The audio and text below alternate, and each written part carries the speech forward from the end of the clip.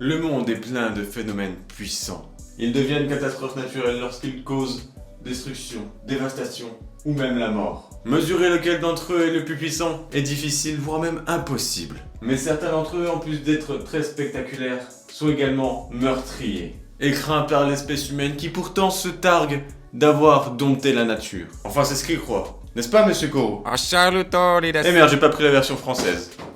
Oui, il vient de tourner sa première scène, j'ai envie de dire, dans une vidéo.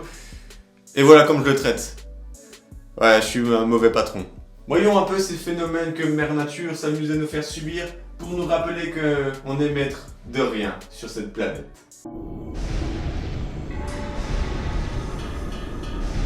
Commençons donc par le commencement. Et non, cette phrase n'est pas du tout française. Les ouragans, le typhon et les cyclones. Alors je les mets les trois dans le même panier pour une raison simple.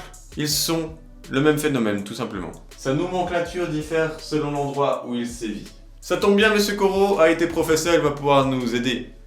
N'est-ce pas? Ouais, en fait, non, tu sers à rien, on comprend que dalle.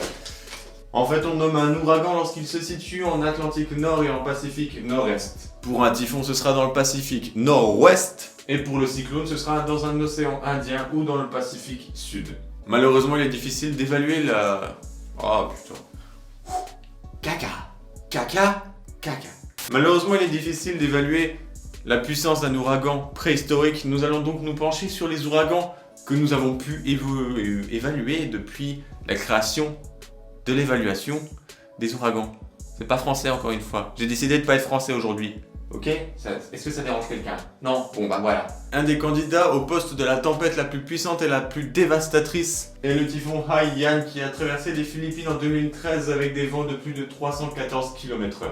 Il y a aussi Patricia qui a frappé le Mexique en 2015 avec des vents de 325 km/h. Mais celui qui détient le record a eu lieu en 1961 et il porte le doux nom de Nancy. C'est un super typhon. Il a choisi le Japon comme victime avec ses 346 km/h. Si la force de ces vents sont à peu près comparables, le chiffre des victimes l'est beaucoup moins. Le typhon Haiyan a par exemple fait plus de 6000 morts, tandis que Patricia a fait seulement, entre guillemets, parce que c'est quand même des morts, 6 morts. Tandis que Nancy en a fait 173. Le nombre de victimes dépend régulièrement de à quel point le pays est préparé à ces catastrophes. D'ailleurs, si un jour Mère Nature décide d'envoyer une catastrophe naturelle qui touche la Terre entière, je vous conseille d'aller au Japon, c'est là où ils sont mieux préparés. Leurs bâtiments sont antisismiques et même, j'ai envie de dire, à peu près tout ce qu'ils ont construit, toutes leurs infrastructures sont sécurisées. Peut-être que tout ça est l'œuvre d'un dieu. Tous ces ouragans sont plutôt effrayants, mais les tremblements de terre sont pas mieux en fait. Le pire avec les tremblements de terre, c'est qu'on ne sait jamais combien de temps ils vont durer et à quelle magnitude ils seront. Les ouragans, on a des météorologues.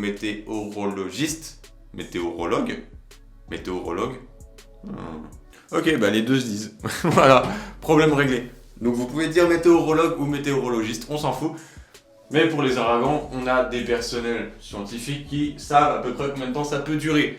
Or, les tremblements de terre, nous n'en savons rien. Voilà.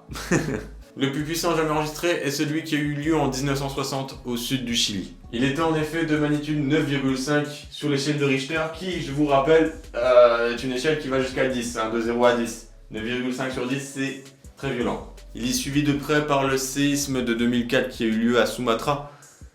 Et celui qui a eu lieu au Japon tient la 5e place dans ce triste classement. Là encore, le nombre de victimes n'est pas comparable. 3000 pour le Chili, contre 220 000 à Sumatra et 16 000 au Japon. Dégage. Mais il faut bien garder en tête que ce n'est pas les séismes qui ont fait le plus de victimes, mais à Sumatra et au Japon, ce sont les tsunamis qui ont été engendrés par les séismes qui ont fait le plus de victimes. Un séisme est vraiment très dangereux lorsqu'on se trouve au mauvais endroit au mauvais moment. Si vous vous trouvez dans une plaine, il y a très peu de chances que ce soit fatal pour vous ou même dangereux pour vous. En revanche, si vous vous trouvez sur une île, préparez-vous à un tsunami qui vous fonce dans la face. Et si vous vous trouvez en montagne ou autre chose dans le genre, vous pouvez avoir des éboulements. Et là, c'est dangereux. Là où c'est vraiment le moins dangereux, en fait, c'est une plaine vide, où rien ne peut tomber, sauf vous qui pouvez tomber dans l'herbe. Ou alors, si vraiment vous n'avez pas de chance, vous avez une faille sous les pieds et elle s'ouvre. Là, Ne jouez pas au loto, en fait, vous êtes juste pas chanceux. Espèce de petit trou du cul, monsieur Koro, viens m'aider! Nous sommes à peu près à la moitié de la vidéo et vous savez ce que ça veut dire? Ouais, la petite pute, oui, je la fais toujours, mais monsieur Koro est avec moi, il est d'accord, n'est-ce pas, monsieur Koro? On est d'accord, faut faire la pub. Faut vraiment que j'arrête, je suis trop violent avec lui. Bon, j'arrête pas de taper dans un boîtier.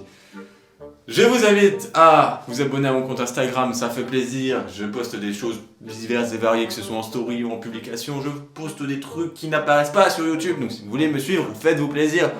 Je vous invite également à vous abonner à cette chaîne YouTube, à cliquer sur la petite cloche et à cliquer sur le bouton j'aime si vous aimez la vidéo. La petite cloche permet d'avoir des notifications dès que je sors une vidéo. Et n'hésitez pas à faire le téléphone arabe en quelque sorte, sans déformer les choses du coup. Du coup, c'est pas vraiment un téléphone arabe. C'est plus le bouche à oreille, à partager ma chaîne, à en parler à vos amis, tout ça. Parce que, j'aimerais bien vivre de ma chaîne YouTube, quitter le boulot que j'ai actuellement et pouvoir libérer ma créativité au maximum et réaliser les projets que j'ai. Parce que j'ai des projets, et oui. Mais je ne dirai rien, parce que c'est secret. Les éruptions volcaniques, c'est quand même quelque chose de magnifique, vous ne trouvez pas? Mais n'oublions pas que ça a beau être magnifique, c'est quand même une montagne qui crache du feu. Un truc qui est même... C'est même pire que du feu en fait, c'est du feu qui ressemble à de l'eau. Dit comme ça, c'est bizarre. Mais c'est quand même dangereux, c'est une montagne qui crache du feu quoi, c'est pas normal. Mais attends, je commence à te comprendre, j'ai compris ce que t'as dit, allez hop. 1815 et 1883. Le premier Tambora a fait 92 000 victimes et le deuxième Krakatoa qui a fait 37 000 victimes. Ils sont suivis par le célèbre Vésuve en 79. Vraiment pas 1979, hein, juste l'année 0079. Ok? Qui engloutit Pompéi et Herculanum, faisant environ c'est plutôt entre 1500 et 30 000 morts. Pourquoi une si grosse fourchette? 1500 et 30 000, c'est énorme. 1500 morts, ce sont le nombre de personnes, de corps qui ont été retrouvés. Et 30 000, c'était le nombre d'habitants à la base qui étaient à Pompéi. Donc, on en a retrouvé 1500, c'est le minimum. Il y en avait 30 000. Pourquoi il en manque autant? Soit ils sont morts et on n'a pas retrouvé les cadavres, tout simplement. Ou alors, les personnes ont eu le temps de s'enfuir et de partir autre part. Du coup, on ne sait pas s'il y a plus de 1500 morts et le reste est parti. Ou alors, s'il y en a plus, et puis du coup, voilà, vous m'avez compris. Mais ces éruptions ne sont rien comparées à celles des super volcans. On peut par exemple citer celle qui a eu lieu il y a 640 000 ans dans le fameux site de Yellowstone. C'est quand même classe à dire, je trouve. Yellowstone. Yellowstone. Hey, Yellowstone. Hey, Yellowstone, Ohio. Pour vous dire à quel point ce volcan, cette éruption qui a eu lieu est énorme, le cratère fait 60 km². À peu près plus grand que beaucoup de grosses villes françaises. Pas autant que Paris, mais on n'en est pas loin. Paris fait 105,4 km². Le cratère fait 60 km². On n'en est vraiment pas loin. S'il venait à nouveau à exploser, on ne sait pas si ça peut arriver. Et si oui, si ça vient à arriver, on ne sait pas quand ça arrivera. Mais s'il vient à arriver, il recouvrirait la France entière de lave. Est-ce que c'est bon pour vous? C'est le genre d'événement qui pourrait changer le climat de la Terre entière. Attends, t'as dit quoi là? Merci. Ce volcan a déjà, on peut dire, changé la planète, en quelque sorte, il y a 640 000 ans. Mais il y a autre chose qui a déjà changé la planète. Il fut un temps, il y a quelques millions d'années, ce sont les astéroïdes. Selon sa taille, un astéroïde peut être extrêmement destructeur, voire même être le tombeau final de la planète, si je puis dire. Nous avons déjà tous entendu parler de ce fameux astéroïde qui faisait 10 km de diamètre et lorsqu'il s'est écrasé au Mexique actuel, il y a 66 millions d'années, a signé la fin des dinosaures. Et j'ai envie de dire heureusement pour nous, sinon on n'aurait pas tenu longtemps dans un monde peuplé de dinosaures. Attends, tu viens de dire que t'étais un dinosaure?